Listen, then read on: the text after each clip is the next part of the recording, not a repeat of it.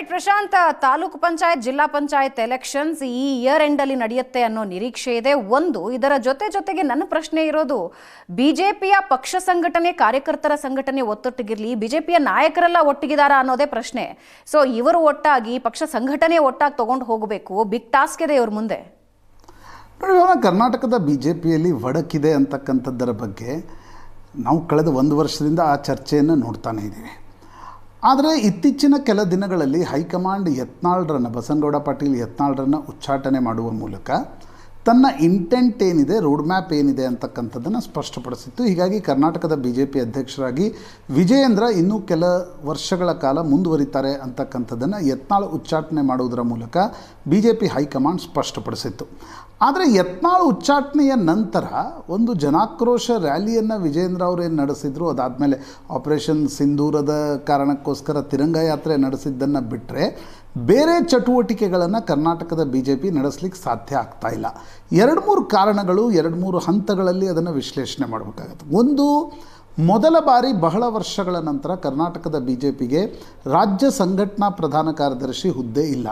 ಅನೇಕ ಬಾರಿ ಬರೀ ಕರ್ನಾಟಕ ಅಷ್ಟೇ ಅಲ್ಲ, ಬೇರೆ ರಾಜ್ಯಗಳಲ್ಲೂ ಬಿಜೆಪಿಯ ಸಂಘಟನೆ ನಡೆಯೋದು ಹೇಗೆ ಅಂದರೆ, ರಾಜ್ಯಾಧ್ಯಕ್ಷರು ಪೊಲಿಟಿಕಲ್ ಹೆಡ್ ಆಗಿರ್ತಾರೆ, ಸಂಘಟನಾ ಪ್ರಧಾನ ಕಾರ್ಯದರ್ಶಿ ಆರ್ಗನೈಸೇಷನಲ್ ಇಂಟರ್ನಲ್ ಮ್ಯಾಟರ್ಸ್ಗಳೇನಿವೆ, ಐಡಿಯಾಲಜಿಕಲ್ ಮ್ಯಾಟರ್ಸ್ಗಳಿವೆ, ಅವುಗಳನ್ನು ಸಂಘಟನಾ ಪ್ರಧಾನ ಕಾರ್ಯದರ್ಶಿ ನೋಡ್ಕೊಳ್ತಾರೆ.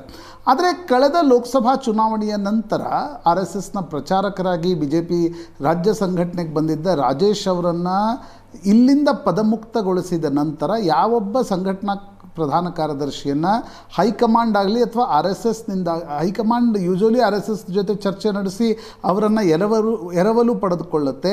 ಆದರೆ ಆ ರೀತಿಯ ಪ್ರಕ್ರಿಯೆ ನಡೆಯದೇ ಇರೋದು ಕೂಡ ಸಂಘಟನಾ ಚಟುವಟಿಕೆಗಳು ಕ್ಷೀಣ ಆಗ್ತಿದೆ ಅಂತಕ್ಕಂಥದ್ದು ಸ್ಪಷ್ಟವಾಗಿ ನೋಡ್ಲಿಕ್ಕೆ ಸಿಗ್ತಾ ಇದೆ. ಎರಡನೇ ಪ್ರಮುಖವಾಗಿರ್ತಕ್ಕಂಥ ಸಂಗತಿ ನೋಡಿ, ರಾಜ್ಯಾಧ್ಯಕ್ಷರಾಗಿ ವಿಜಯೇಂದ್ರ ಮುಂದುವರಿತಾ ಇದ್ದ ಸಂದರ್ಭದಲ್ಲೂ ಕೂಡ ಸುನೀಲ್ ಕುಮಾರ್ ಸೇರಿದಂತೆ ಕೆಲವರ ಅಪಸ್ವರ ಇತ್ತು. ನನಗೆ ಕೆಲಸ ಮಾಡೋಕ್ಕಾಗಲ್ಲ ಅಂತ ಸುನೀಲ್ ಕುಮಾರ್ ಪತ್ರವನ್ನು ಕೂಡ ವಿಜಯೇಂದ್ರಕ್ಕೆ ಬರೆದ್ರು, ಹೈಕಮಾಂಡ್ಗೂ ಕೂಡ ಬರೆದ್ರು. ಅದಾದ ಮೇಲೆ ಪದಾಧಿಕಾರಿಗಳ ಪಟ್ಟಿ ಪರಿಷ್ಕರಣೆ ಮಾಡ್ತೀವಿ ಅಂತಕ್ಕಂಥದ್ದೇನು ಹೈಕಮಾಂಡ್ ಹೇಳ್ತಾ ಇತ್ತು, ವಿಜಯೇಂದ್ರ ಕೂಡ ಹೇಳ್ತಾ ಇದ್ರು. ಆ ಬೆಳವಣಿಗೆ, ಆ ಚಟುವಟಿಕೆಗಳು ಕೂಡ ಇನ್ನೂವರೆಗೆ ನಡೆದಿಲ್ಲ.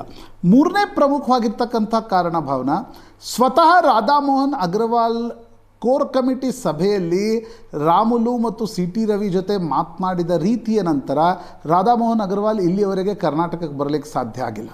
ಕಳೆದ 3 ತಿಂಗಳಿಂದ ರಾಧಾಮೋಹನ್ ಅಗ್ರವಾಲ್ ಯಾಕೆ ಬರ್ತಾ ಇಲ್ಲ ಅಂತಂದರೆ, ಕರ್ನಾಟಕದ ನಾಯಕರು, ಅದರಲ್ಲೂ ರಾಮುಲು ಮತ್ತು CT ರವಿ ಬಹಿರಂಗವಾಗಿ ಮತ್ತು ಬಸವರಾಜ ಬೊಮ್ಮಾಯಿ ಮತ್ತು ಇತರ ಸೋಮಣ್ಣ ಅಂತವರು ಅವರು ನೇರವಾಗಿರ್ತಕ್ಕಂಥ ವಿರೋಧವನ್ನು ರಾಧಾಮೋಹನ್ ಅಗ್ರವಾಲ್ ಬಗ್ಗೆ ವ್ಯಕ್ತಪಡಿಸಿದ್ರಿಂದ ರಾಧಾಮೋಹನ್ ಅಗ್ರವಾಲ್ರನ್ನು JP ನಡ್ಡಾ ದಿಲ್ಲಿಯಲ್ಲಿ ಕರೆದು ತರಾಟೆಗೆ ತೆಗೆದುಕೊಂಡಿರ್ತಕ್ಕಂಥ ಪ್ರಸಂಗ ಕೂಡ ನಡೀತು.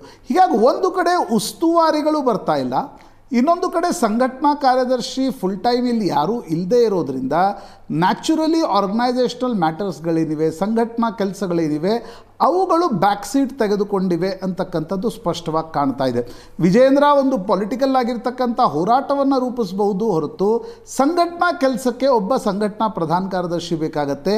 ಅದು ಇಲ್ಲದೇ ಇರೋದು ಕೂಡ ಕರ್ನಾಟಕದಲ್ಲಿ ಆ ರೀತಿಯ ಆರ್ಗನೈಸೇಷನಲ್ ಮ್ಯಾಟರ್ಸ್ ನಡೆಯದೇ ಇರೋದಕ್ಕೆ ಪ್ರಮುಖವಾಗಿರ್ತಕ್ಕಂಥ ಕಾರಣ. ಈಗ ನ್ಯಾಚುರಲಿ BJP ಉಸ್ತುವಾರಿಗಳು ಬೆಂಗಳೂರಿಗೆ ಬರ್ತಾ ಇದ್ದಾರೆ, ವರ್ಕ್ಶಾಪ್ ಮಾಡ್ತಾ ಇದ್ದಾರೆ, ಬಹುತೇಕ ಮೋರ್ಚಾಗಳು ಕೆಲಸ ಮಾಡ್ತಾ ಇಲ್ಲ ಅಂತಕ್ಕಂಥದ್ದು ಕೂಡ ಮೇಲ್ನೋಟಕ್ಕೆ ಸ್ಪಷ್ಟವಾಗಿ ಕಾಣ್ತಾ ಇದೆ. ಜನಾಕ್ರೋಶ ರ್ಯಾಲಿ ಒಂದು ನಡೆಸಿದ್ದು, ತಿರಂಗ ಯಾತ್ರೆ ಅದೇನು ನ್ಯಾಷನಲ್ BJP ಕರೆ ಕೊಟ್ಟಿದ್ದು ಚಟುವಟಿಕೆಗಳನ್ನು ನಡೆಸೋದು ಬಿಟ್ಟರೆ ಉಳಿದ ಯಾವುದೇ ಚಟುವಟಿಕೆ ನಡೀತಾ ಇಲ್ಲ. ಫ್ರೀಕ್ವೆಂಟ್ ಕೋರ್ ಕಮಿಟಿ ಸಭೆಗಳು ನಡೀತಾ ಇಲ್ಲ. ಫ್ರೀಕ್ವೆಂಟಾಗಿ ಪದಾಧಿಕಾರಿಗಳ ಸಮಿತಿ ಸಭೆಗಳು ಕರ್ನಾಟಕದ BJPಯಲ್ಲಿ ಯಾಕೆ ನಡೀತಾ ಇಲ್ಲ? ಈ ಎಲ್ಲ ಪ್ರಶ್ನೆಗಳಿವೆ. ಪ್ರಾಯಶಃ ರಾಧಾಮೋಹನ್ ಅಗ್ರವಾಲ್ ಬಂದ ಮೇಲೆ ಈ ಪ್ರಶ್ನೆಗಳಿಗೆ ಕೆಲ ಉತ್ತರ ಸಿಗಬಹುದು ಅನ್ಸೋದು. ಬಟ್ ಪ್ರಾಬ್ಲಮ್ ಈಸ್ ಸಂಘಟನಾ ಪ್ರಧಾನ ಕಾರ್ಯದರ್ಶಿ ಇಲ್ಲ. ಇನ್ನೊಂದು, ಉಸ್ತುವಾರಿಗಳು 3-4 ತಿಂಗಳಿಂದ ಕರ್ನಾಟಕದ ಕಡೆ ತಲೆ ಹಾಕದ ಪರಿಸ್ಥಿತಿ ಕೂಡ ಕರ್ನಾಟಕದ BJP.